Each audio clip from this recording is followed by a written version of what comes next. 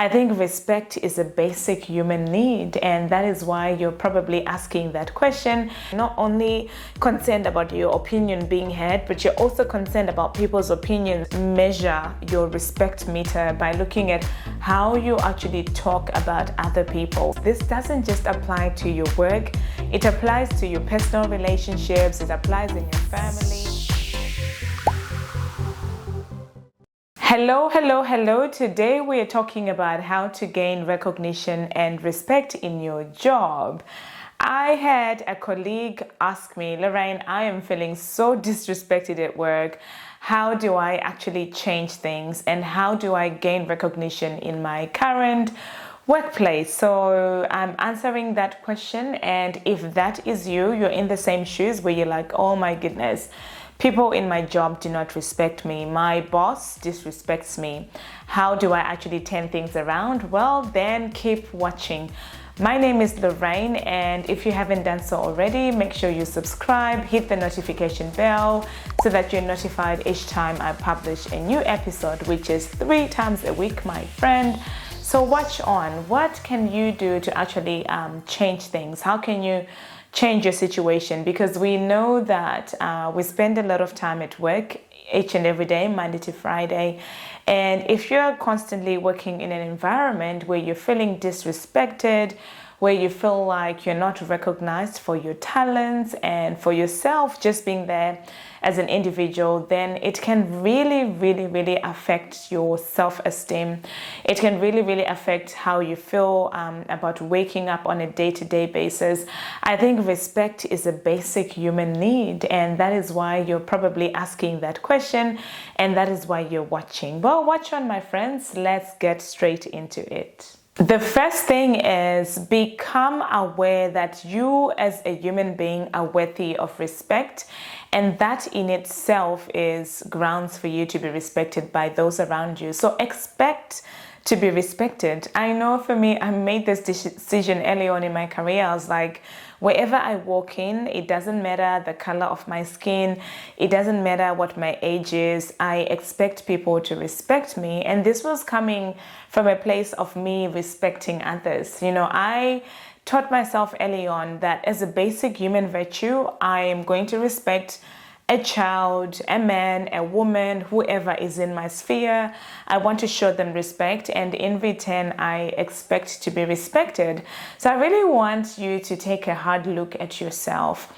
Are you a person who actually respects other people? Like when you're having a conversation with your friends, for instance, just observe yourself without being judgy or without looking at it in a negative manner. Are you a person who will actually take the time to listen to other people? Are you a person who actually shows respect to other people? Do you respect your animals? You know, if you have a pet at home, do you actually respect your animals? Do you show respect, you know, to animals? Or do you show respect to people who are not in your life for any who are not adding any value? So if you're walking past someone who's homeless, do you actually show respect, you know, by not looking down upon them or scorning others? And you can also like just measure your respect meter by looking at how you actually talk about other people. Like in your conversation, are you respectful of other people? Are you a person who will willingly slander or lie about other people just so that you've got a good story? So I really want you to start by looking at yourself as an individual, because it really starts with us, and then people mirror how we are towards ourselves or towards other people. So if you're really feeling disrespected, you feel like people are not valuing your opinion, then the first place I want you to look is in the mirror, and do so lovingly. Look in the mirror lovingly and really ask yourself, am I a respectful person? Do I extend respect to other people? Do I extend respect to my team? Do I extend respect to my sibling? So if my sibling does something to annoy me, how do I communicate? You know, am I respectful even if I'm angry, even when I'm annoyed? I've always said, like, you know, I'm really close with my sisters. And my younger sister, the one who comes after me, she's always been my rivalry. Like we've had so much sibling rivalry between us, because obviously we come after each other. So there has always been a lot of rivalry between us. And I always say that if you want to know my true personality, look at the way that I interact with my younger sister. And of course, I had to change the way I interacted with her as an adult, because I decided that I value more the relationship. I value the love between us more than being right or more than the rivalry. So take a hard look at yourself and really look at your interactions with other people. Are you a respectful person? And I just really want you to really think about it, because if you're a person who is disrespectful to other people, you can actually change that. You can change the way you show up. You can change the way that you speak to other people. You can change your opinions towards other people. You can change maybe the tone of voice that you use. If you're usually someone who will use a tone of voice that shows that you're prideful or that looks down upon other people, those are changes that you can start to make. The second thing when it comes to gaining respect and recognition at work is bring value to the table. Like, bring actual value to the table. Bring value to the team. Like, let your team actually know that, you know what, this person is a valuable member of the team. Their opinions are well thought out. They do their homework. They think out before they say things and genuinely listen to others. Don't be that person at work who's always speaking up, who's always speaking on top of other people. So in the meeting, you're the first one to give your opinion. You give 1,000 opinions. You don't really listen to what others are saying. Part of bringing value is being able to just sit back, when you're interacting with your group, listen to what other people are saying, and then maybe even speak last. It brings this level of, brings an aura of wisdom around you as well. If you're a person who will really thoughtfully listen to what other people are saying, and when you're bringing your valuable insights, you can even, let's say when you're making your contribution in a meeting or in a team setting, you even mention your teammates by name. I tend to take notes. So when someone says something, I'll make a small little note so that when I'm giving feedback, I just show this person that, you know what, I hear you, I see you, you said this and I heard it, and I think it's such an amazing opinion. People want to be seen, people want to be heard, and that is even why you want to gain respect, because that is your desire too. If you can see others, they will start to actually genuinely see you. For me, I'm not saying I'm good at it, but I try to be a person who sees people. I try to be a person who will listen, and I'm still growing at it myself. But I've seen that in my life, I tend to command a lot of respect, not by saying, respect me.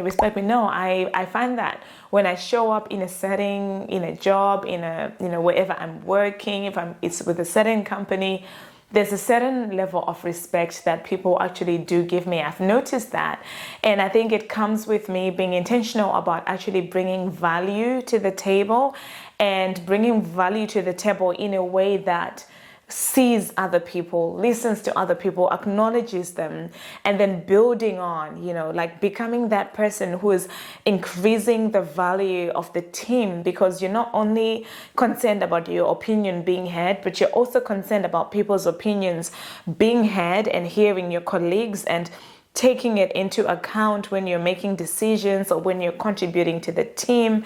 You're really listening, you're bringing your value because you're doing your homework and you're taking your work, you're valuing the work that you do, and you're being thoughtful, about bringing value. You're being thoughtful about the opinions you're bringing to the table, and you're being thoughtful about listening to your colleagues. The third thing when it comes to gaining respect and recognition at work is let your yes be a yes and let your no be a no. I always say this over and over again. No is a complete answer.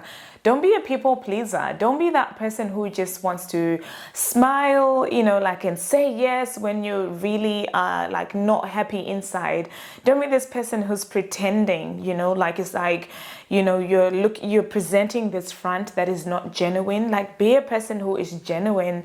Let people actually know that when it comes to this person, what you see is what you get. They will say yes when they want to say yes to a project or to a particular assignment, and they will say no when they want to say no. So be really genuine. Don't just be a yes person who's just doing things to please. And I'm all for being a team player. I'm all for being an agreeable person, but much more than that, I'm also about being honest. Like, be a person who is honest. Let people know that you stand for something and you stand against something. You're not everywhere at all times. You're not always available, because like, when someone is always available for everything, you really even doubt their ability to prioritize, and it just makes people respect you less, because you don't draw the line when it comes to your priorities. So again, let your yes be a yes, let your no be a no. The fourth thing is set meaningful and healthy boundaries. So if you have a coworker who consistently does not do their work, and then you're always picking up after them and trying to cover up after them, maybe let that coworker be an adult. Let them face the consequences of not doing their work properly without you trying to cover up for that. Because in a sense, it's like you're creating this unhealthy boundary between you and that coworker, and they will start feeling like it's okay for them to not do their job. It's okay for not pick up their slack, and let the team down because you're going to cover up for it. Likewise, maybe you're always working late, without compensation and without acknowledgement for what you're doing. Then it's time to really, be that person who sets that boundary for yourself. Expect yourself to leave work on time. And I talk about this a lot because when I have interviewed women, the women are resentful. Like, millennial women are so resentful of the fact that, over the pandemic, they've had to do extra hours, and now it became an expectation for them to do extra hours without compensation for that, so much that people quit their jobs for that. People start disliking their bosses. They start hating work. People go on medication for anxiety and depression because they're doing all these extra hours, they're doing all these extra roles, there's no acknowledgement, there's no compensation. But on your part, as the individual who's actually doing that, you're not setting the healthy boundary. You have made it acceptable, because, and I think people do this because you feel like, oh my goodness, I'm just so grateful to be in here and to have this job, But on the other hand, your company is grateful to have you and your expertise. You bring expertise, you bring experience, you bring goodness to the table, And instead of looking down upon that as selling yourself short, create healthy boundaries so that you do not create a scenario where you're resentful, you're bitter, and maybe it's really an amazing company, but now here you are, you're at the point of leaving simply because you've not actually created those healthy boundaries. And of course, when you start creating these healthy boundaries for yourself, it's going to feel awkward at first. That's okay. Let it be awkward. Let it be awkward. Maybe even start with having a healthy conversation with your boss or manager and saying, you know what? I'm no longer able to continue doing this. I'm no longer able to do all this extra work to the detriment of my self-care, my personal relationships. I'm no longer available for this. Let them know, and you'll be so shocked the speed with which they will replace that person. Maybe a person left 6 months and they've never gotten a replacement because you are doing it, so there's no need to pay more money to replace that person since you're doing it. So I want you to really look at the way you're working and Start creating those healthy boundaries, because when you are not defining those boundaries for yourself, it creates a dynamic of disrespect. You end up feeling disrespected, and your boss and your manager, they will be, unintentionally disrespecting you because you are not making that boundary clear. You're not creating this healthy boundary around your work ethic. So really start working in a healthy way, in a respectful way, in a way that enables management, your bosses, your team to respect you, even if you work in an environment where it's the norm for people to work late because maybe they want to impress somebody else. I just know these industries like law, very notorious, or nursing, I know that for sure, notorious for people working these long hours. But then it creates this unhealthy dynamic in the company, unhealthy dynamic in the industry, and you can start shifting that, and it will really make your team, it will really make your manager respect you for that. Lastly, and most importantly, begin to genuinely respect yourself as an individual. And as you respect yourself and as you treat yourself as someone who is worthy of respect, you will begin to train those around you how to respect you. And what I love about it is this doesn't just apply to your work, it applies to your personal relationships, it applies in your family, it applies to your health. Genuinely treat yourself as someone who is worthy of respect. Like, if you truly respected yourself, how many hours of sleep would you get each night? You will be getting enough sleep every night. If you truly respected yourself, what kind of food are you going to be putting into your body? If you truly respected yourself, how many hours would you be doing at work? If you truly respected yourself, would you, what kind of work would you be doing? Would you be doing work that you hate, or you be doing work that you love? Because you respect yourself and you are that person. You command respect for yourself. So it shows even in the decisions that you make on a day-to-day basis. Thank you so much for watching. Let me know in the comments below, what was your biggest takeaway? What are you going to do in order to gain respect and recognition at your work? I would love to know. Again, my name is Lorraine. If you haven't done so already, remember to subscribe, hit the notification bell so that you're notified each time I publish new videos, which is 3 times each week. And until next time, have a very beautiful day. Bye.